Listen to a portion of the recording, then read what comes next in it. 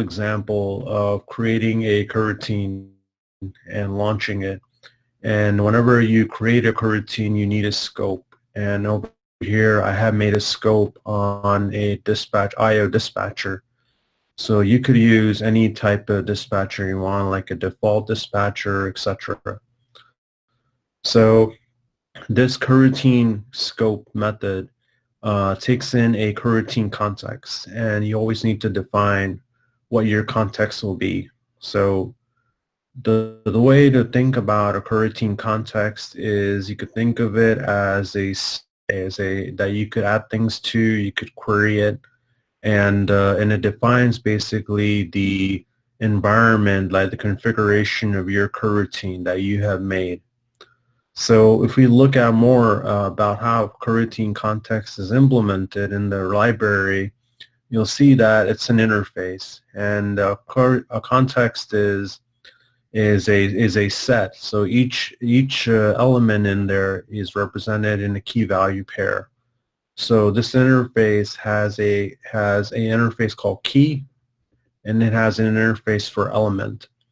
Each element, each of the items that you could store in a coroutine context, inherits, defines this coroutine context elements, key and what the element is. So a coroutine context gives you an operator to be able to get whatever it's in there, and it also gives you the ability, a plus operator, to add things inside of it.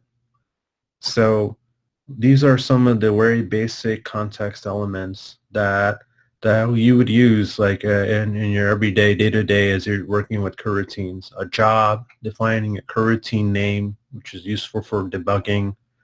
Also defining a dispatcher, a thread pool that your coroutine is going to run on. So let's look at a very simple example of a coroutine element here. I have defined here, which this is useful for like when you're debugging coroutines to specify a name for your coroutine. And I'm using the coroutine name context element. And inside of it, I have a string called my coroutine that this will show up in the debugger, which it's easy to know which coroutine that you're trying to debug. So the way that I have specified this in my scope as a context is by using the plus operator. So I'm adding this particular context element into my context, and I'm adding it with the IO dispatcher. So this is the pattern that's followed. So internally, it will call this plus operator to do this. So I could query my context, so I could do scope.coroutine context, and the way that I query it is that I specify in this bracket whatever coroutine element, context element that I want to get. In this case, I want to get the context element of coroutine name. It could be, I'm going to show you how to query dispatcher in the job, but this is the key right here that you specify. So you could also query the coroutine context inside of the launch method. It gives you this coroutine context variable that you could use. So, and then when I print this out, it will give me, whatever the coroutine name is. So I could also query what dispatcher am I using like this. So when you look at this, you'll see is that the key name is continuation interceptor. So all dispatchers, they all, branch off of this abstract, this interface, continuation interceptor. So this is the way that you could find out like what dispatcher is this coroutine running on. So the next thing that you could also specify as part of your context is a specific job. So I specify some job over here, and then I'm adding it to my context using the plus operator. So as you can see, I could define like a lot of things that I could add to my context like this. So this is very useful. So I could also similarly query what my job is like this, and the key is, as you can see, is the the class, the context name, the context element name. In this case, it's a job. And it will give me what job it is and what the status of that job is, whether it's active or whether it's suspended. So there are many different use cases when you would want to define your own context. So what I showed you are built-in context elements like job, dispatcher, and coroutine name that are part of the library. But sometimes there are use cases when you want to create your own context element that you could add. And in the community, you'll see different libraries that have different context elements. They're useful for different cases. So I'll go over a library called Dispatch, which is an open source library that has the custom context, and it uses it to define to provide dispatchers. And you'll also see libraries like gRPC library like Proto+, which uses a context element to give thread local data. There's also an Android library, database library called Room, that also defines a custom context to handle database transactions. So I'll show you the first use case of how the dispatch library utilizes a custom context. So this library here, it was by Rick Burrows. It's a great library and an open source library that has utilities really, and it gives you a lot of type safety in using coroutines. It gives you methods like flow on IO, flow on some specific dispatcher. So let's look at how it defines a custom context. So this library, the way it gives you type safety is that it has scopes, specific scopes. So IO scope, default scope, undispatched scope. So you don't have to create like your own scope by doing like coroutine scope, dispatcher.io. As I showed you, this has built-in scopes. And how are these scopes implemented? So what this library has is a dispatcher provider. So this is a pattern that a lot of people in the community follow, and it provides you with dispatcher for default IO or in main. And this library also has a test provider, which gives you a test dispatcher. So this dispatcher uses this in the custom context. So the way it defines a custom context and about it in whatever use case is to inherit this interface called coroutine context.element. And you're going to define basically like in that set, in their context, what is the key and what is the element. So in this library, what it does is that it defines a key, which is the dispatcher provider, and that I showed you. And this will be used to provide whichever dispatcher that you want from this class, from this provider. So here's an implementation of how it implements the IO coroutine scope class. So this guarantees that you're creating a coroutine scope that runs on an IO dispatcher. And the way it does that is, you can see, using the plus notation, and it says dispatcher provider.io. So it's using that provider to grab a IO dispatcher and adding it to the context. So this is how it leverages, a coroutine context to be able to provide dispatchers. This is very useful utility. So if you want to learn more, I wrote a blog post which I'll link off on these slides to the dispatch library, open source library, and also to a blog post I wrote which contains a lot more use cases like how it's used in the Room library. So that was a bit of an overview of context and when creating a custom coroutine context element is useful. So now let's look at how channels work and how they work underneath the hood and some use cases from the community. So I suppose I have two coroutines, coroutine A, coroutine B. and I want to have these one coroutine to pass along data to another. And there are different ways to do this. You could use a deferred type. You could use a flow. You could also, use a channel. So the way you do that is that there's this interface. Internally, the way a channel is implemented is that there's an interface called channel. There are two different interfaces that inherit from this called send channel, receive channel, which have distinct responsibilities. So it has methods to send something as suspending methods and also to receive a value from it. So there are different types of channels that you could use based on your use case. So if you're familiar with RxJava, it's very similar to a subject. So there are different types of channels and that have different behaviors: a rendezvous channel, a buffered, and an unlimited channel. So the way you go about creating a channel is by using this constructor. So there's a constant defined for each type of channel. And by default, you can see that it creates a rendezvous channel when you don't pass in an argument to this method. And it has a when clause that creates you the different types of channels. So let's look at how a rendezvous channel works.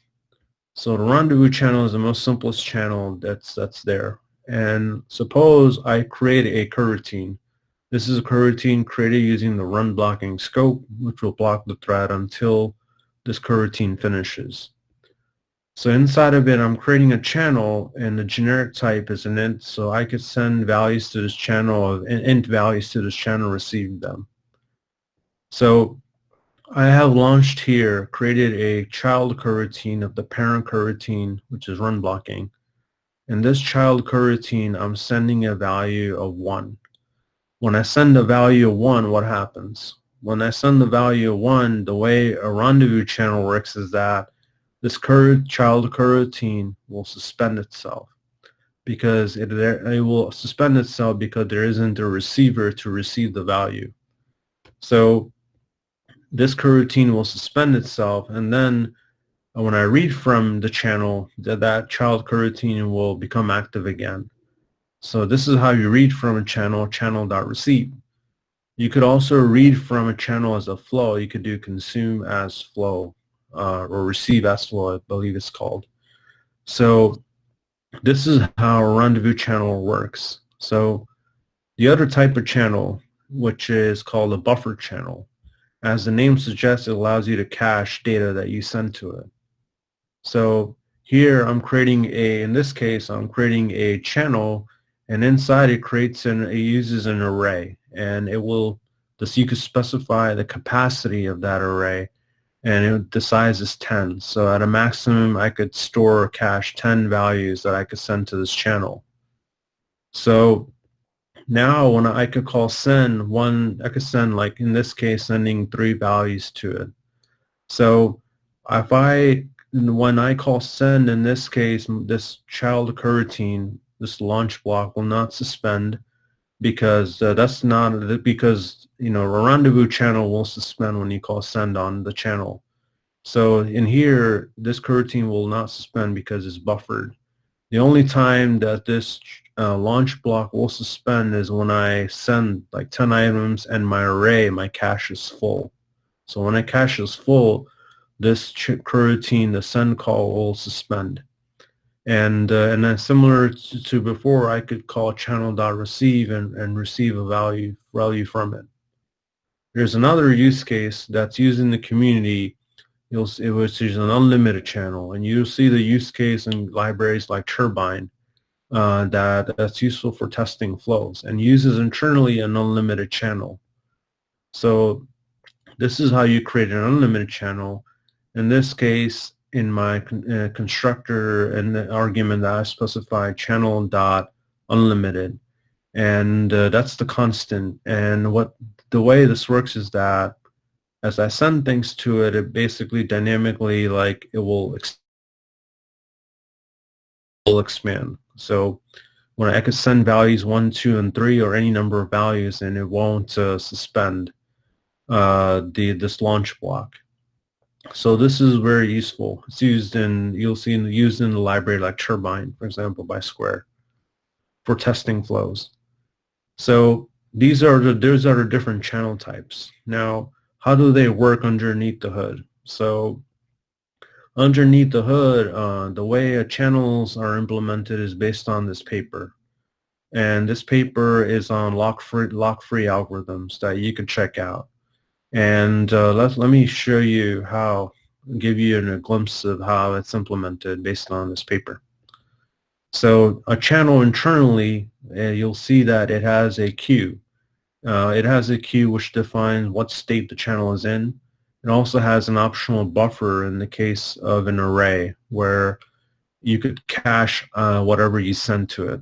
So let's look at what's inside of the queue and what gets added inside of the queue. Inside of the queue, what gets added are nodes, and each node represents the state the channel is in. Is it empty? Has something been set which is queued?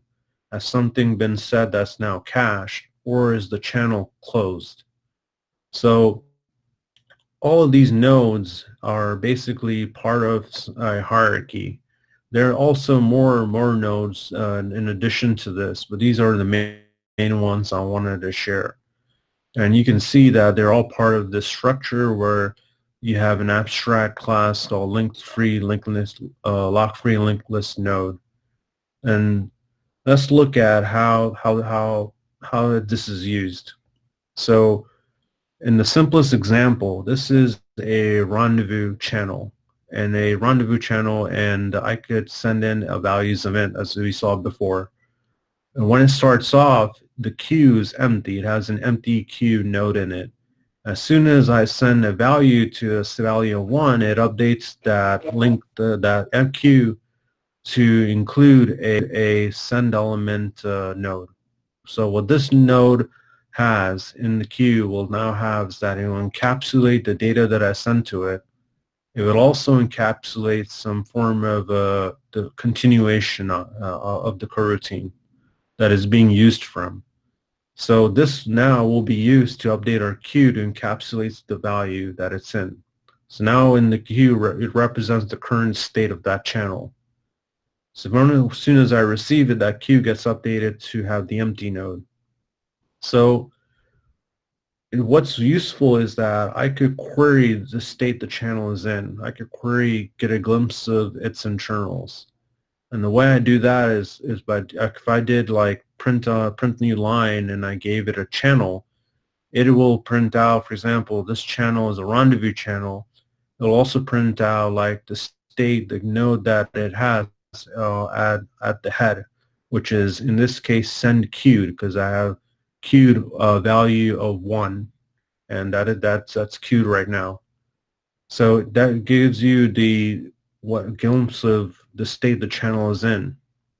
So the way that works is that each type of channel inherits from this abstract send channel class, and internally it has a toString method that it overrides, and it has two pieces of information that you could look at. And what we just looked at was the queue debug state string, so which tells you what is the current head node in the queue, and it also has this optional buffer debug string which tells you, if you're using an array-based channel, like how many items did you send so far to the channel. So the way it tells you like what is the current state is that it looks at the head of the queue and it determines whether is it closed, is it received queued, or has a value been sent which is queued up to be received. And it also handles the exceptional case, the error case. So it goes through this and tells you like what is the state of the channel. So the other thing, so this is how that works. So the other part is, what about an array-based channel? Well, here, just like before, this is a array-based channel. So internally it creates an array, and it stores the values in there. It has a size of 10. I could store a maximum of 10 values in there. And when I suppose I were to print out in a query what the channel state is, and you'll see that it's very similar to before. So I have a buffered channel that I'm using, and I have the most recent value that I've sent, which is it's been queued as the value of 3. But it also provides you like how many, what is the buffer size so far, how many values you have sent, which is 3. And if I had sent in one more value, it'd be 4. So this is very useful for looking at, for understanding the state the channel is in. So a more idiomatic way to create channels is to use this produce coroutine builder. And what this does is that it internally creates a coroutine on a scope, on a producer scope, and it internally creates a channel for you that you could send values to. I believe you could specify with this coroutine builder what type of channel you want to use.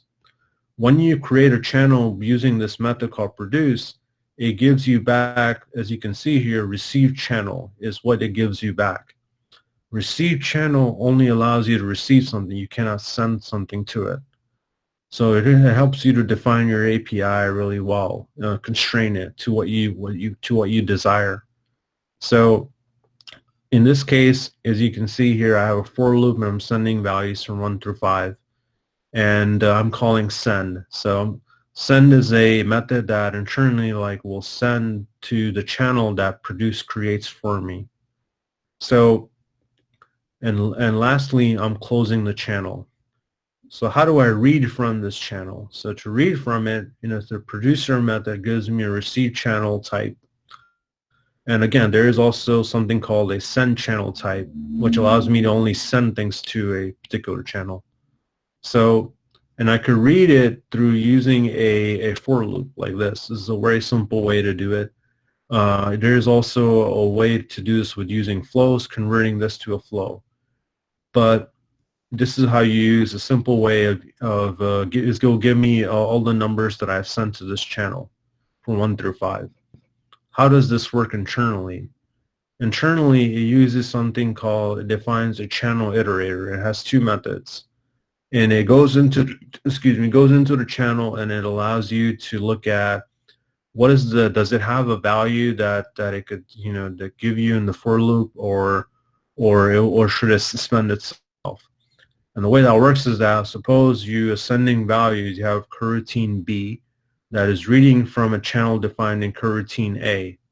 And what happens is that the channel starts off empty. And when you send values to it, it updates the queue. And then in that iterator, it goes into the channel and it looks at the state and says, do you have a send element type with a particular value?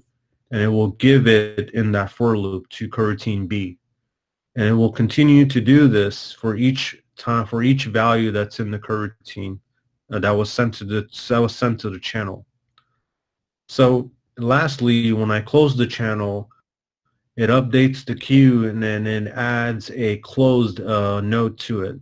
And that's like a marker that allowed that will short circuit that for loop, and then it will, you have closed the channel and received all the values from it.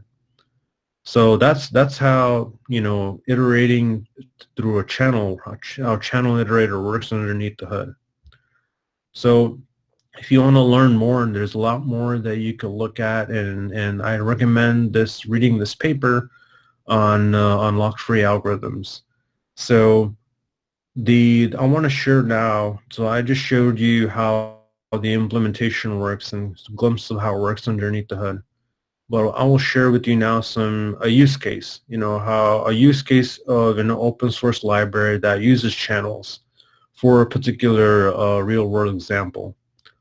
So there is a library by Marco Ferrer this is a gRPC library that uses channels, and this is for RPC. How do you make RPC calls? And it provides you with a coroutine bindings. And the way it provides those coroutine bindings is it leverages channels to do it. And there are many different types of RPC libraries like Wire or gRPC Kotlin that all have different ways and you use coroutines. And how does this use channels? So the way that works is that in gRPC you have some server that defines a service, and it defines in the service what RPC calls could be made by the client. And the client basically has a copy of that service, and it could create basically a stub. It could generate a stub that it's going to use to communicate with the server. The server and the clients could be written in different languages. So this is a gRPC is a polyglot implementation, and you can make RPC calls. The client can make RPC calls which are made using HTTP2. So how do you implement this using coroutine, this type of communication, and how do you provide an API, channel-based API, which is what the Coroutines library does. And the way it does is that the way it uses coroutines and channels is that on the server side, it creates a coroutine on a specific scope that you could define what dispatcher that scope is going to run in. Whenever the client makes a request, it gets sent to this particular channel. So on the server side, you basically are reading requests from a channel. Just as similar to what I showed you, like when you call channel.receive, where you're getting, when you call receive, what was the request made. And suppose you on the server side, you want to send data back to the client, you would basically send it to another channel that it provides. It provides two particular channels, and the second channel is called receive channel. You could push basically data out to the client using that a response to the RPC call. So this is how it leverages this idea of channels, and it builds an API. And that's how Coroutines open source library works. So I recommend looking at there are two talks that was given by Roman, great talks on lock-free algorithms. Part 1 and Part 2, I'll link them out in my presentation. These talks, they go really underneath the hood of how channels work and how it uses lock-free algorithms. And also, there is a blog post I wrote, gRPC with Kotlin coroutines, that shows you basically how the Coroutines gRPC Kotlin library use channels. So now I want to talk about flows. So a flow, suppose that you have two coroutines A and B, and I want to pass data to it. I could also pass data by creating a stream, a cold stream of a flow, and in this case example that it emits two items. So the most simplest way to create a flow is like this. So you could create a flow and define like some numbers that you want to emit, and then you could read from the flow by calling the collect method inside of some coroutine. The collect method is suspending. When I call print line, it will print 1, 2, and 3. I could also create a flow like this using the flow builder. This is useful if you want to add some delays in there or do something else. So I'm emitting a value 1, but in between the emissions I have a delay of 2 seconds. So in addition to that, after, you could also apply some operators on the flow. They provide you with a lot of extensions like filter, map, and combine, and I'll show you how combine works, which is really useful. And you can also specify that I want all these operators upstream to run on a specific dispatcher. For example, it could be on IO or default, or it could be on some test coroutine dispatcher. So you could read from it as I showed you using the collect method, but there are also many more ways to read from a flow. You could also read from a flow by using launch in. What's launch in? What it does is that internally it basically creates a coroutine on a scope, and it will call the collect method for you. And this is not suspending, so this is very useful. And then when this collect is called, you could intercept and grab each value by calling the onEach method. There's also a terminal method called flow.single, which ensures that your flow returns a single value. if you called flow.single and your flow returned more than one value, it will throw an exception. So this is the guarantee that your flow gives me one single value. So that's the basics of flows. But there may be use cases where you want to bridge callbacks to a flow. And to bridge a callback to a flow, in the community there is an open source library called Apollo Android, and I'll show you how it basically bridges callbacks to flows. And so this library is for interacting with the GraphQL server, and it provides you with a callback-based API, but they also provide you with a flow-based API. And how do they do that? So the way you would use this library is that you would create a client, you specify what is the GraphQL server URL that you want to hit. And when you use this, if you use the callback version of it, you would basically do client.query, pass in some query you want, and then you would pass in a callback that will get called when the query is successful. When it fails, it'll also give you a status event. So how could we bridge this into a flow-based API? The way this library does it is that it uses something called a callback flow, which internally creates a coroutine on some scope, and it also has a channel that you could send things to. But externally, it exposes basically a flow from that channel. So the way it works is that you define a callback flow. Inside of this lambda, you basically define the callback that you have, that you want to bridge from. You specify basically in the callback in these different methods.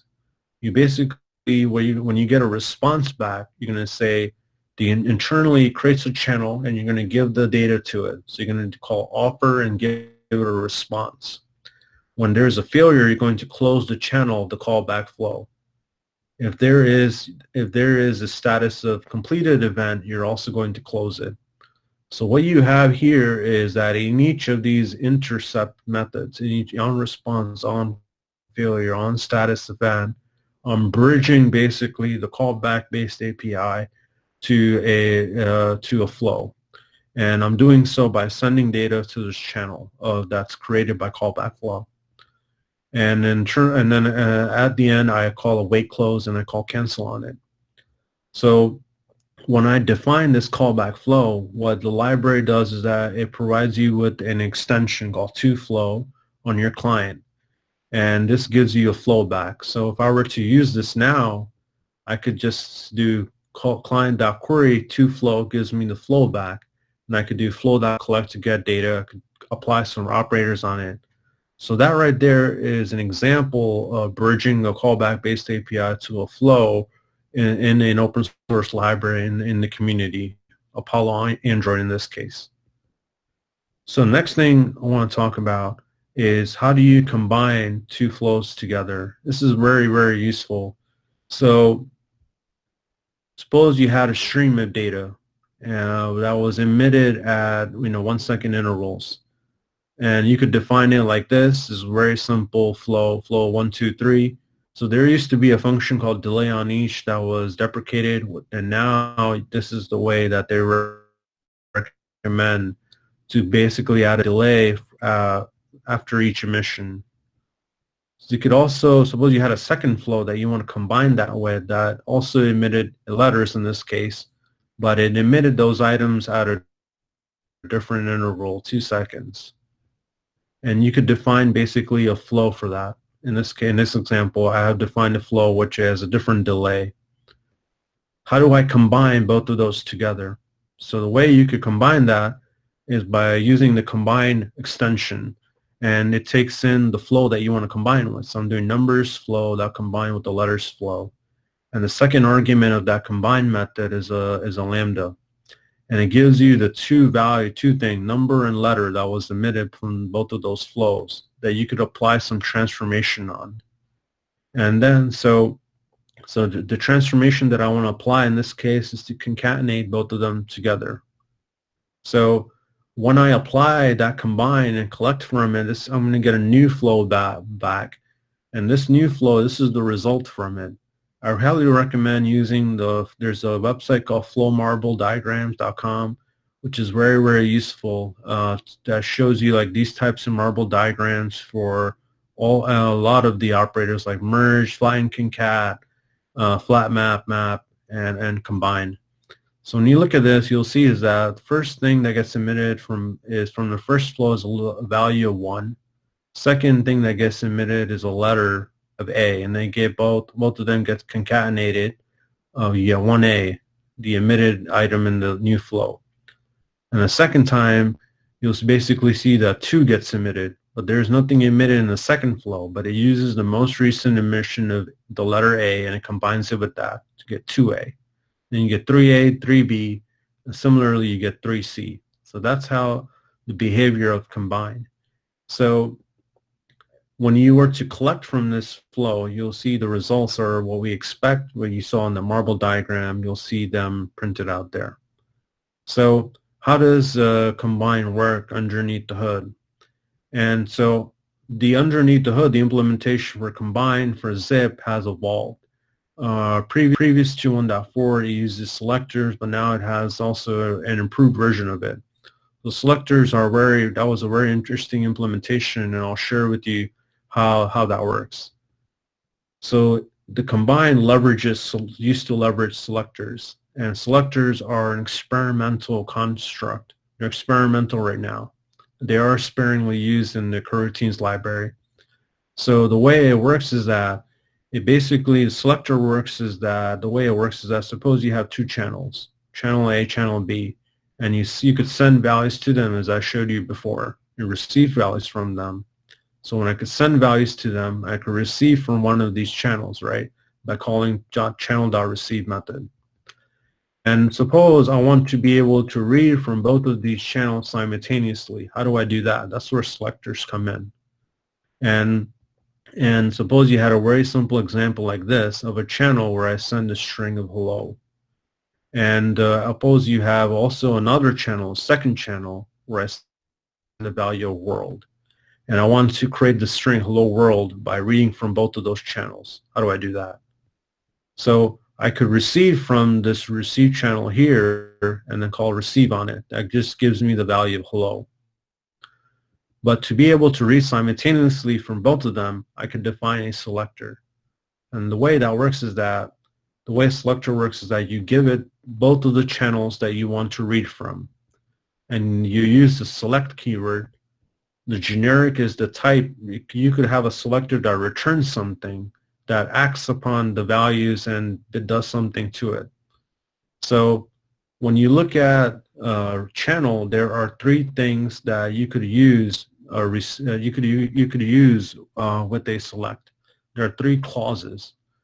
There is a way to receive from a channel, to receive a value or null, to determine whether the channel was closed. These 3 things could be used with selectors, inside of selectors. And the way you read from a channel in selector is by doing channel A.onReceive gives you a value.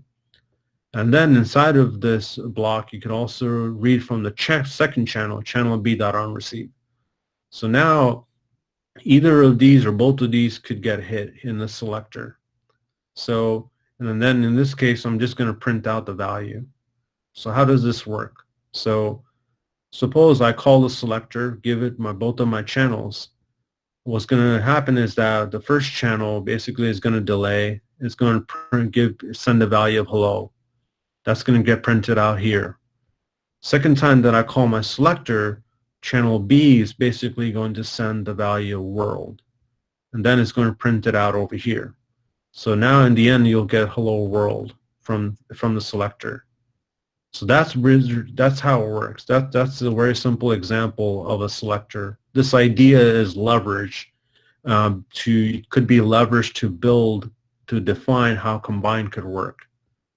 So suppose the channel is closed, right? How do you handle that?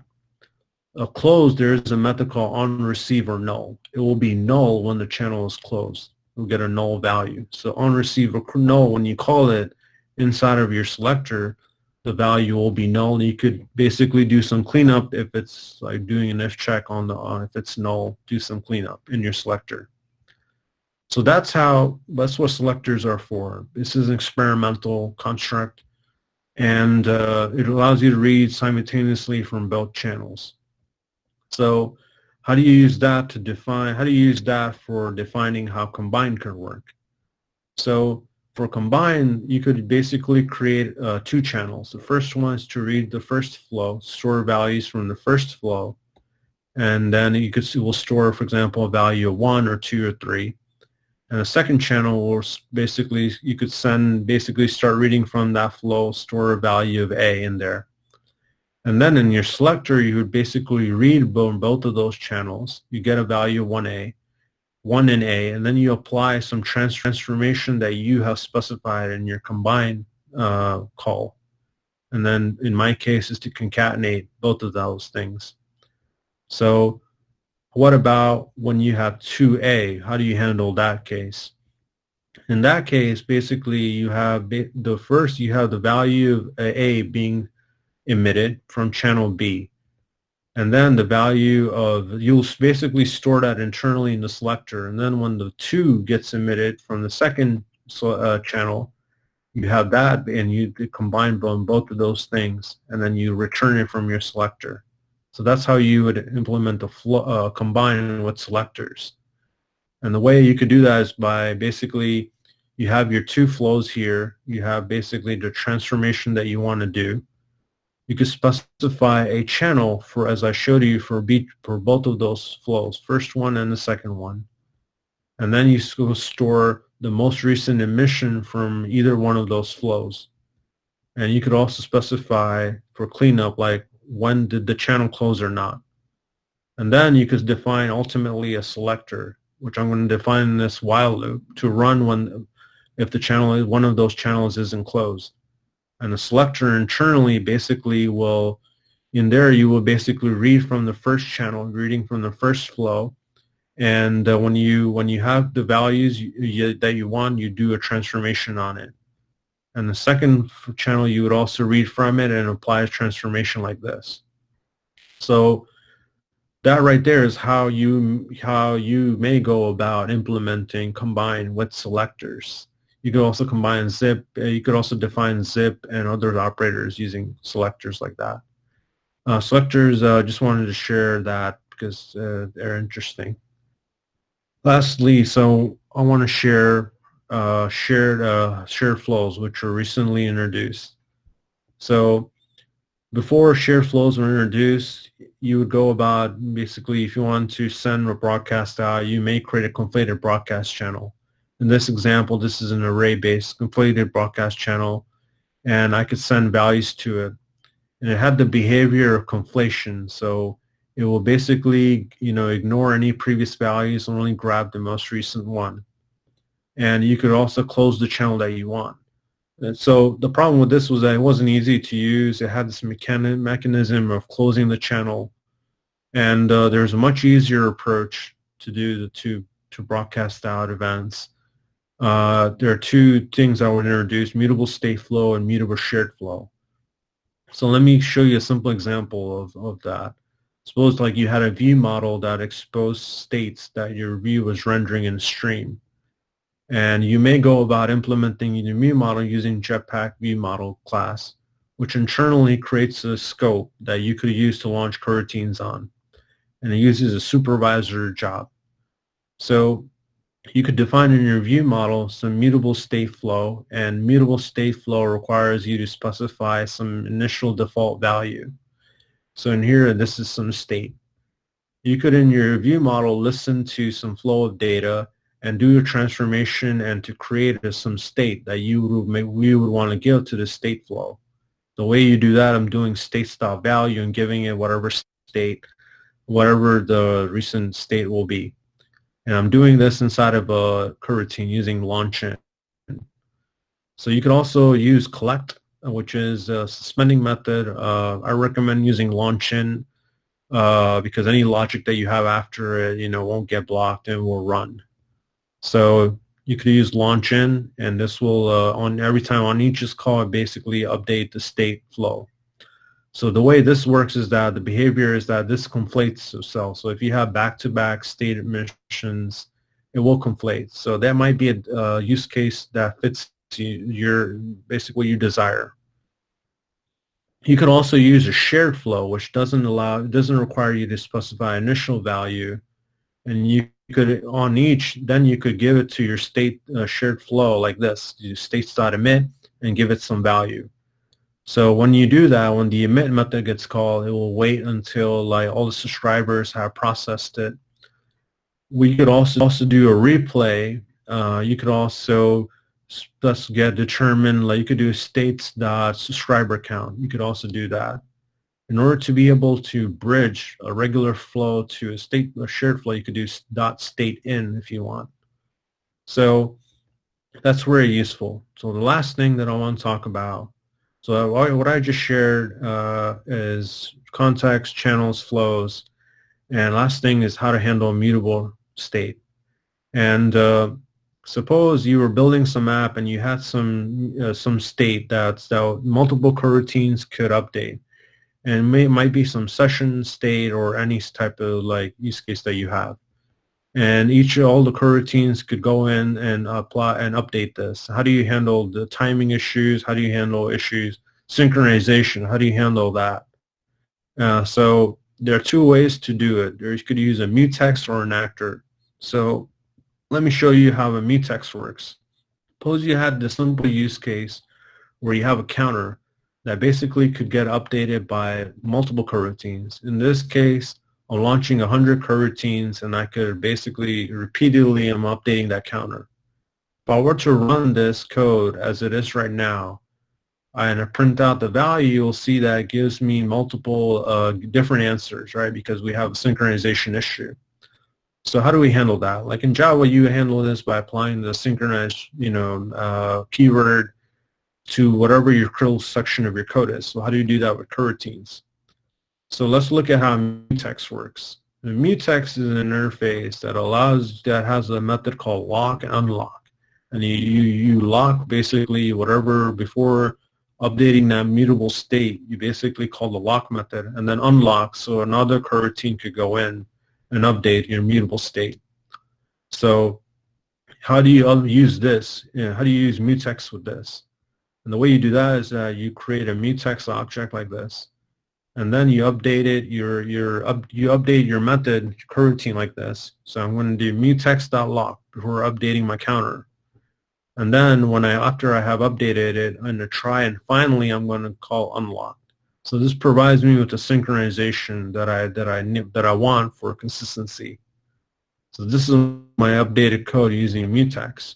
I could simplify this further by using the with lock extension on the mutex that does this for me, does this try finally for me. And basically I could do mutex.withLock and specify my code to update the shared state that I have, which is in this case a counter. So that's how you use mutex. Very simple. How do you, now you could, there's another way to handle updating shared state, which is using actors. So I like actors, and I like this construct actor. So the way actor works is that it encapsulates the state that you want to update, and internally it has a channel called a mailbox. And in there, when a coroutine wants to update that state, it sends an event, a message to this coroutine, to this actor. And that event gets stored in the mailbox, and it reads the event from the mailbox and updates the state. And that's how it works. Simple. So it's very simple. So let's look at how we could update our use case to use actors. So I can define an events, increment the counter, and also get me the current value of the counter in a completable deferred. And I could basically define my actor by using this method, actor, and define basically the events that it will read. So internally, the actor creates the mailbox, the channel that I could read from. So I'm going to have my state, which is my counter. I'm going to read from the channel events one by one, and then I'm going to determine if it's the event is to increment the counter, I'm going to increment it. If it's to get the value, I'm going to give it the value in a completable deferred. This is a very, very simple example of an actor that reads events and updates the mutable state counter. So when I create an actor, I could update my coroutine now to send an event to the actor to increment it. And it will, like all these hundreds I'm launching, you can see list 100, all those coroutines will basically send events to the mailbox, and it will process them one by one by one, and provides you with synchronization. And in order to get a value, define a completable deferred, and then you send an event to the actor, give me the current, mutable state, shared state, and I call a response.await on it because it's a deferred value, and I will get this current basically state. So this is how mutex and actors work. Something that's really useful. My fellow GDE, Sam, wrote an article on actors that you should check out. Here are some resources on, I covered a lot of things, but I wrote a lot of blog posts, given a lot of talks on everything I covered, so you could check out on my website, codingwithmohit.com/posts/talks. And I want to say thank you, to the organizers and for the opportunity to present Kotlin Mumbai. It just means a lot to me to present here at this meetup. And thank you so much for listening to me. Well, the pleasure is ours, Mohit. Thanks for the talk. So we'll take up any questions if we have any. I believe there was a question on Slido. Okay. Let me just get the link. Yes, so one of us will present.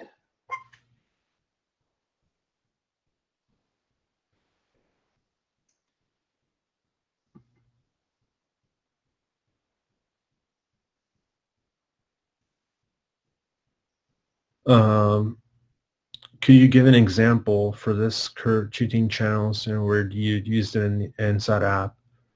So as I shared, so the Coroutine Plus library is a good example of providing, that's an open source library that if you're like communicating with an RPC, gRPC server, and it provides you with a channel-based API. Also, Wire also has a channel-based API. And also, like if you look at gRPC Kotlin library, internally it defines a flow, and gRPC client makes a request, and when it gets the data back, it stores it into a channel and gives you back a flow. And that's how you could look at the internal implementation of that library, and you'll see like how it uses channels. So that's my answer to that question. For what purpose we should use coroutine actors? Any specific use case? Use case is like a good use case is for them. My friend Sam, who's my fellow GDs, and Sam Edwards, he has an app, a shopping app, and in the app there is a checkout process, and that's whatever you check out, basically whatever you're trying to buy, it's stored inside of the actor, and whenever you basically add more things to your cart, you're basically updating the actor. So I'd highly recommend checking out his blog post and his talks on, and he also has an open source that shopping app. So I recommend checking that out. Is there can you explain usage for that state flow? Why are you using it in the app? I get the idea, but not getting the usage of that in the vModel. So I'm using that. That was just a simple example based of if you could use it as a replacement for live data, for example, to push out some state updates. Whatever state, the state could be anything, like whatever your view to render, whatever your view should render. So yeah, that's my answer to that question. Is there a difference between collect and launch in? Yes. launch-in internally will launch you. So when you call launch-in is not suspending. And launch-in, you provide a scope to it, and internally launches a coroutine on it. And whereas the collect is suspending, and the collect will suspend until like you have read all of the items from the flow. So that's the difference. In what way are flows and channels different? What should be used at default?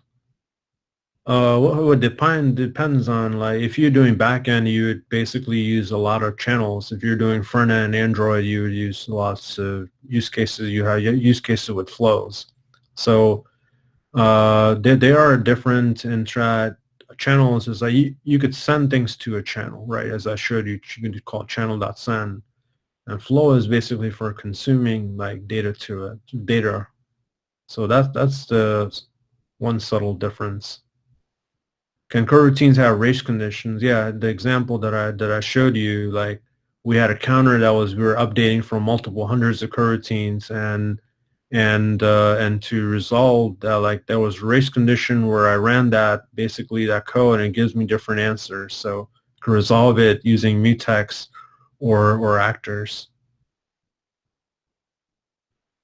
Can you provide exercise materials with flow channels and coroutines? So there is a website called Coroutine Playground, and it has a lot of hands-on exercises that basically go over what I shared, like flow, different types of channels and flows. Exercise is to basically build an app, basically, you know, whatever, maybe an app that you like, and try to rebuild it on your own using coroutines. And that's the best exercise advice that I could give to learn on your own, just to explore and just to build something, you know, with it. And when you're in that exercise, you'll run into, you know, problems. You'll run into, but I mean, that's the journey of learning, right? So that's my best advice on that. How would you recommend to build a scope as context for a coroutine or some initialization to parlay in it some stuff? So, you know, in that case, you want a coroutine that runs on an application scope. And so there was an article recently, or a couple of months ago, by Manuel, job relations on this topic, and I recommend that. So where he says to create a coroutine scope. If you're, for example, using Dagger, you could create one at an application scope and define it, and then in your with some specific dispatcher. And he provides an example in there, and I don't have the link for it offhand, but I recommend looking at that. It's interesting that there's Chris Baines has an app called TV, and many months ago, the implementation that has utilized a processor lifecycle price. You could get a scope on a processor lifecycle owner, but that approach is not recommended anymore from Manuel's blog post, and he has an alternative, and I recommend looking at his blog post.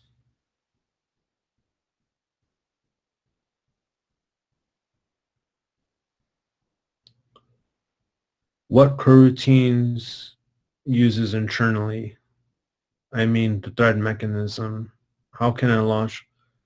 So coroutines internally are based on state machines. It's basic. So, you know, when you could look at, you know, the state machine that gets created by basically going to just looking at the column bytecode.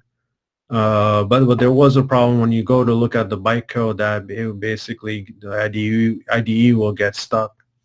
But I'm not sure if that problem still exists. But it creates a state machine in order to specify, like, when your coroutine, when it suspends, what is the state that it basically